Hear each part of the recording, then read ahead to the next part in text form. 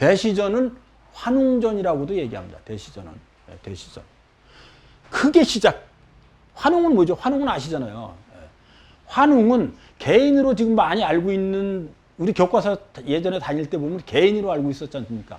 환인의 아들 환웅, 환웅의 아들 단군, 이렇게 배웠잖아요. 그 전혀 아닌 것 여러분 이제 지금은 뭐 너무 확연하게 여러분들 이해되실 걸로 압니다. 그러니까 환국의 왕을 환인, 단국, 배달국의 왕을 환웅, 그다음에 고조선의 왕을 단군이라고 말씀드렸습니다. 그래서 고조선에 47분의 단군이 있는 거고, 그 다음에 배달국에 18분의 환웅이 계신 겁니다. 그러니까 그걸 염두에 두시면은 이걸 이해하는데 큰 도움이 될 수 있습니다. 이런 내용이 나오는 겁니다. 예전에 대시전이라는 것을 져서 우리가 그러니까 우리 고대 3조정을 볼 수 있잖아요. 첫 번째 환국, 단국, 고조선을 이렇게 얘기하는데, 그것을 얘기할 때 환웅전이라고 그래가지고 환웅을 모신, 이게 전자를 잘못 썼습니다. 이게 집전자를 써야 되는데 전자 잘못 썼습니다. 이 환웅전이 있고 그 다음에 뒤에는 뭘 만들었느냐, 삼성각이라는 것을 줘서 삼성각 아시잖아요. 절에 가면 삼성각 있죠. 그 삼성각이라는 걸 줘서 뒤로 밀어놨다는 거예요. 그 이야기가 여기 지금 고려 8관 잡기라는 곳에 이제 적혀 있는 내용을 태백일사 신시봉기편에 나오는데, 요 내용을 제가 설명을 드리려고 그러는 겁니다. 그리고 우리가 절에 가면 전혀 이해가 안 되는 부분이 몇 가지가 있죠. 그 중에 대표적인 게 뭐냐면 대웅전이라는 말입니다. 대웅전, 산의 웅자를 쓰는데 왜 대웅전일까? 부처님을 모시면 불전이라고 그러면 그냥 끝나는데 왜 대웅전이라고 되어 있을까? 거기에 대한 설명을 이 지금 본문에서 이야기하고 있는 겁니다. 여기 부분에서 지금 얘기를 하고 있는 거예요, 이 내용을. 이건 여러분들이 다시 보기로 한번 살펴보시면 정확하게 알 수 있으니까 다시 살펴보시고, 어쨌든 그 당시의 내용을 여기 그대로 적었는데 이걸 한번 읽어보겠습니다. 고려 8관 잡기라는 곳에 지금 들어있는 내용입니다. 불상이 처음 들어와 절을 세워 이를 대웅이라 불렀다. 그러니까 부처님이 이 우리 민족한테 종교로서 들어왔을 때 그때 절을 세웠는데 이를 대웅이라고 했다는 겁니다. 이해되시죠? 뜻밖이지만 이해되시잖아요. 그죠? 그러니까 부처님을 모신 걸 불전이라고 해야 되는데 대웅이라고 했다는 거예요. 그것을 이유는 환웅을 모셨던 곳이라 대웅이라고 그냥 이름을 그대로 따라간 거고, 그리고 그 뒤에는 거기에는 이제 부처님을 모시면서 대웅전이라고 해놨고, 거기에 모셔져 있던 환웅은 뒷부분으로 넘겼다는 거예요. 후전. 그래서 후전이라는 거예요. 본전은 앞에 있고 후전은 뒤에 있는 거니까. 삼성각으로 이전을 했다는 겁니다. 이 삼성각에는 세 분이 모셔져 있는데 우리가 지금 알고 있는 불교적인 세 분이 아니라 환인, 환웅, 단군을 얘기하는 겁니다. 개인으로서 얘기를 하는 게 아니라 그 당시에 그 왕들 전체를 일컬어서 삼성각으로 모셨다는 겁니다. 그래서 그것을 이해되는 것이 뭐냐면, 여러분들이 지금 이해가 되시는 것, 대표적인 거가, 참 이해가 안 되는 거가, 대웅전이라는 이름이 우선 불전이 아니라 대웅전이라는 게 이해가 잘 안 가시는 데다가, 거기 보면 또 삼성각이라는 것도 있는 것도, 삼성도 불교에서 그 삼성이 아닌 것도 여러분들이 여기서 이제 확인하실 수 있는 겁니다. 삼성각도 이해가 안 되는 거고, 칠성각도 있잖아요. 그죠? 산신각도 있고. 이것은 결국 우리가 환도라고 얘기하는, 그러니까 우리가 그 환국, 단국, 고조선의 그 전체적인 거에 그 사상과 철학, 우리 한민족의 사상과 철학을 집대성한 것들이 여기 그대로 다 들어있는 겁니다. 환웅도 그렇고, 삼성각도 그렇고, 칠성각도 그렇고, 산신각도 그런 겁니다. 이것들이 그 당시에 그대로 거기에 있었던 것들을 그대로 이 불교가 들어오면서도 받아들였다는 내용을 여기 그대로 적고 있는 겁니다. 다시 한번 읽겠습니다. 불상이 처음 들어와 절을 세워 이를 대웅이라 불렀다. 불전이라 하지 않고 대웅이라고 불렀다는 거예요. 그래서 대웅전이 거예요. 이는 승도들이 옛것을 세습하는 칭호로서 본래 승가의 말은 아니다. 승가의 말이 아니잖아요. 분명히 대웅이라는 게. 또 승도와 유생, 유학을 믿는 사람들, 유학을 공부하는 사람들, 유생이 모두 난가에 예속되어 있다고 말함을 보아 알 수 있다. 이게 이제 기록에 이렇게 나와 있는 거예요. 고려 8관 잡기에. 요 밑에 요거 읽어보면 여러분들이 이것도 다 이해되실 수 있습니다. 고려 8관 잡기에 위 문구가 있어 현 사찰의 대웅전은 석가모니가 본당을 차지하면서 환웅전에서 이름이 바뀌어졌다는 것을 알 수 있다. 이해되시죠? 그러니까 처음에는 환웅전이 있었고, 근데 불교가 들어오면서 환웅정 자리에 대웅전이라는 이름으로 부처가 그 자리를 차지하고, 환웅전에 모셔졌던 분들은 뒤로 넘겨졌다는 거예요. 후전에다 삼성각으로 이전을 했다는 거고. 그 다음에 지금 다른 잔존적인 것을 설명할 수 있는 것이 칠성각이나 산신각도 결국은 우리 환도에서, 환국의 문화에서 유래된 것들이 거기 지금도 그대로 남아있다는 겁니다. 우리 학교 다닐 때 보면 이렇게 배웠습니다. 불교가 처음 들어올 때 우리의 전통 종교하고 합해져서 불교가, 그러니까 어떻게 보면, 이런 표현을 써야 될지 모르지만 타협을 해서 불교가 부드럽게 토착화되는 것에 힘을 실어줬다고 볼 수 있는 것을, 이런 걸 그대로 받아들였다는 내용하고 연결될 수 있습니다. 굳이 이거하고 연결은 안 될 수 있지만, 지금으로도 표현을 한다 그러면, 성당에서 제사를 지내는 거, 그 다음에 이렇게 그런 것들하고도 연결될 수 있습니다. 그건 원래는 기독교에서는 제사 지내는 것이 인정되지 않는데, 우리나라에서는 성당에서 제사 지내는 거 인정하는 거하고 마찬가지 원리로 이것도 이해하시면 그럴 수 있겠구나 하는 생각이 들 수 있습니다. 네, 다시 본문입니다. 은나라에 대한 얘기가 이제 나옵니다. 은나라는 뭐 어느 나라인가에 대해서 제가 여러 번 설명을 드린 적이 있습니다. 확실한 건 은나라는 동이족 국가라는 건 확실한 겁니다. 그 내용이 여기 지금 이해될 수 있는 게 나옵니다. 탐모라, 지금 탐모라 사람이 말 30회를 바쳤다 그랬는데, 탐모란 제주도를 얘기하는 거고, 을하가 세상을 뜬 이 사람이 여울단군 신민년에 두 아들 두막해가 즉위하였다. 이게 그런 내용만 나옵니다. 임신년 3월 16일에 여울단군께서 친히 마리산에 행차하여 참성전에서 삼신께 천제를 지내실 때, 하늘의 제사를 지낼 때 은나라 왕 외임이 사신을 보내와 제사를 같이 도왔다. 그러니까 같은 동이족으로서 하늘의 천제를 지낼 때 같이 은나라 왕도 참가를 했다는 내용이 지금 나온 겁니다.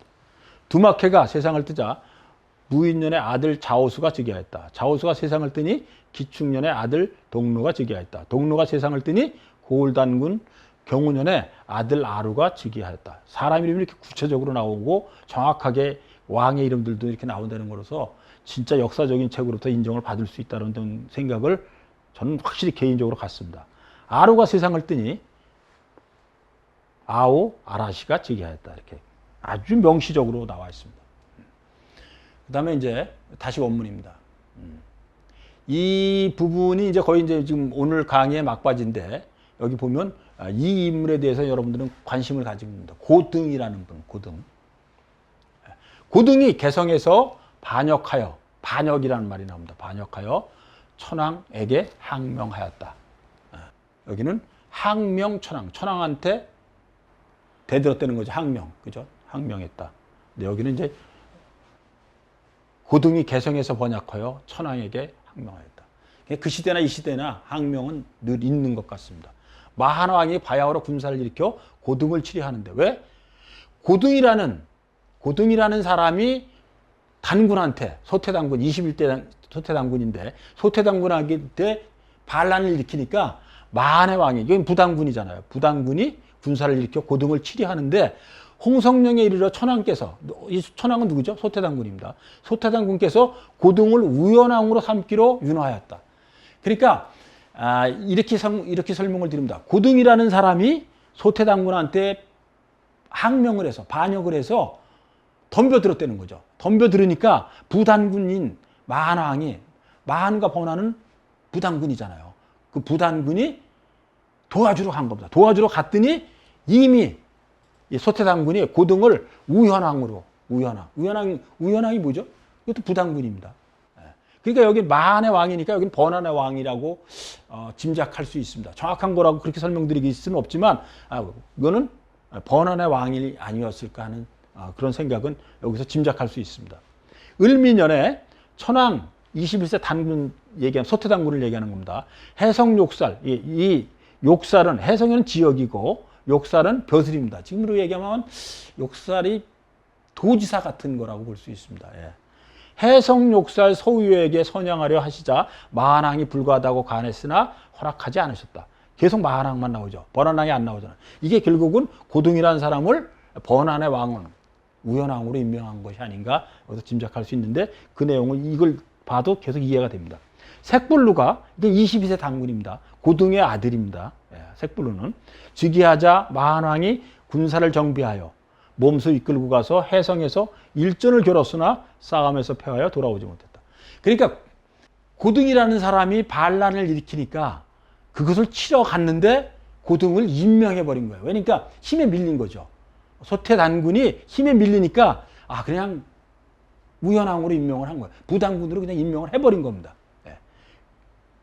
그리고 나서 서유여라는 사람한테 이 직위를 내가 이제 이 왕권을 행사할 수 있는 것을 대리하도록 만드는 거예요. 선양이 그겁니다. 예. 대리하도록 만들어서 통치를 하게 했는데 이때 색불루가 누구냐면 고등의 아들입니다. 고등의 아들이 색불루인데 색불루 당군 22세 당군이 되는 분이기도 합니다.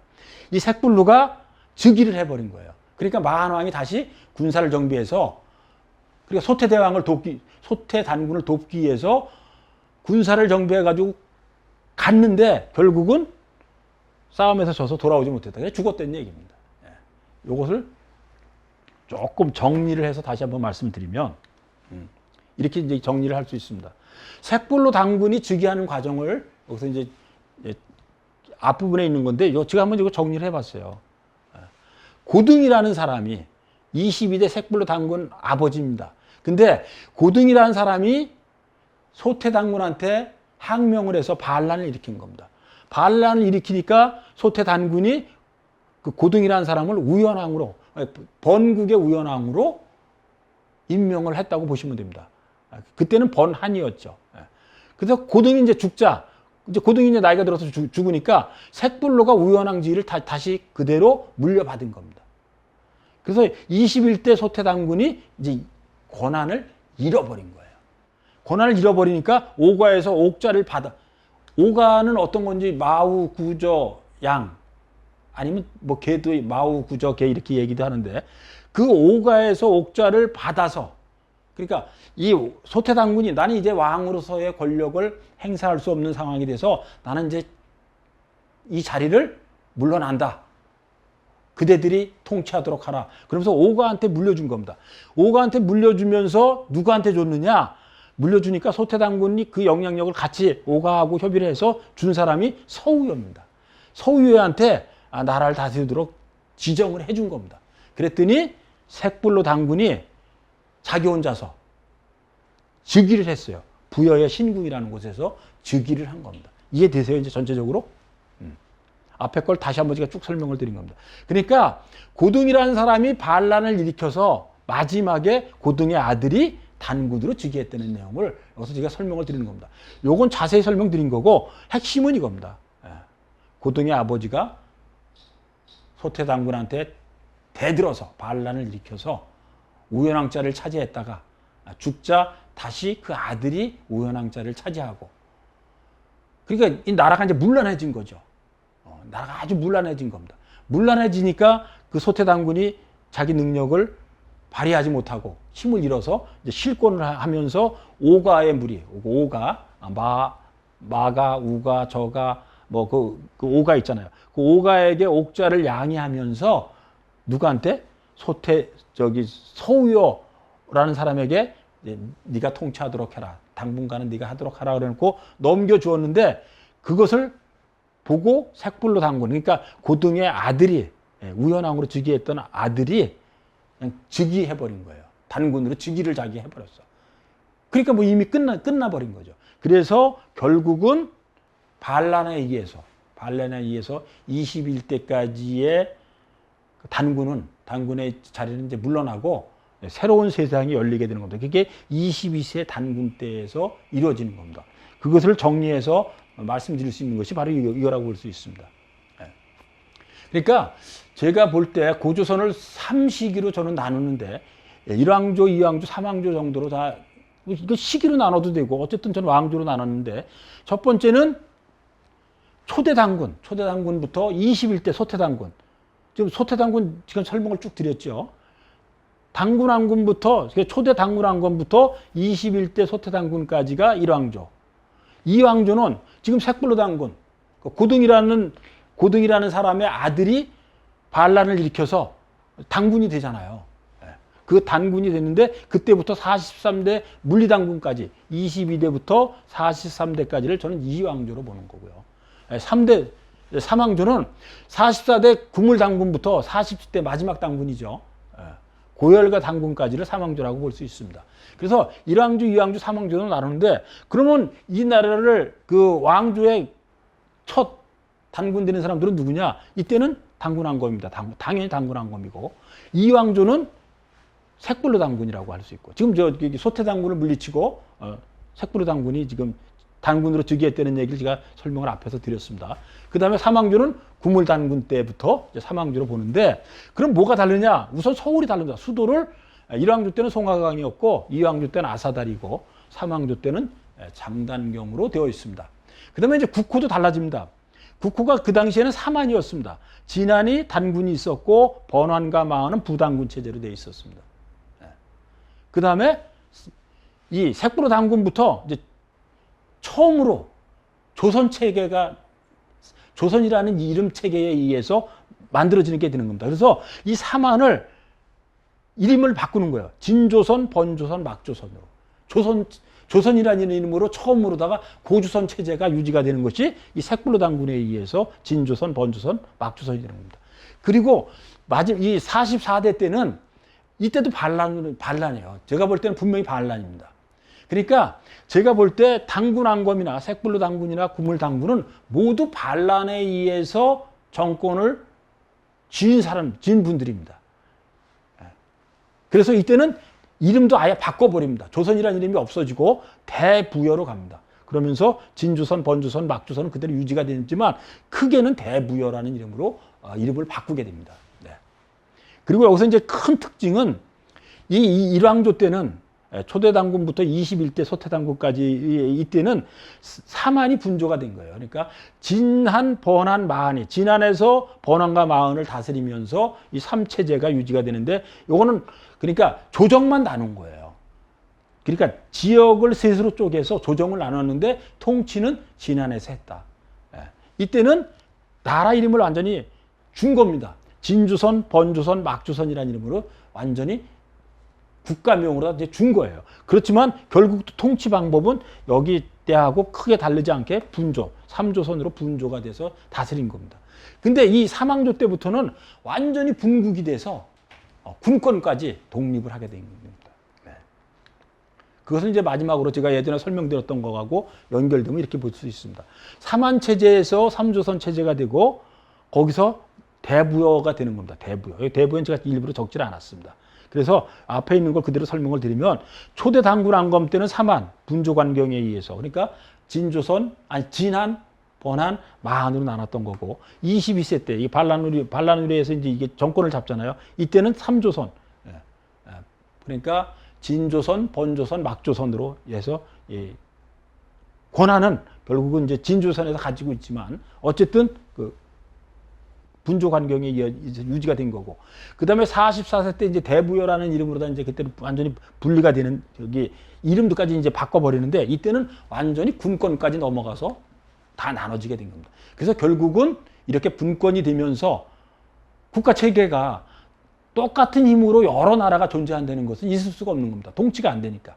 그래서 결국은 고조선이 망하는 때가 이때부터라고 볼 수 있고 이걸로 해서 결국은 고조선이 무너지고 북부여 체계로 넘어간다고 볼 수 있습니다. 이렇게 해서 오늘 강의는 마무리가 되고 다음 시간에는 이제 마한세가 이게 부분적인 지금 마한에 대한 걸 얘기하는 거죠.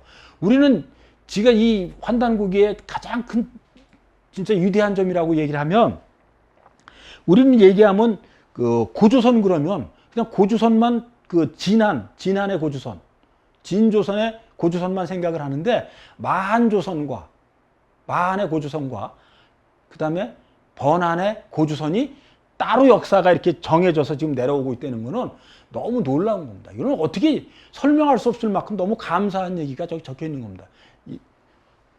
그래서 다음 시간에는 삼한에서 삼조선 시대로 이제 전환되는 그 시대를 자세하게 설명을 드리도록 하겠습니다. 그래서 그 다음 시간에는 전체적으로 색불로 당군에 의해서 두 번째 2기 이왕조가 출발하는 것에 대한 내용을 아주 구체적으로 설명을 드리도록 하겠습니다.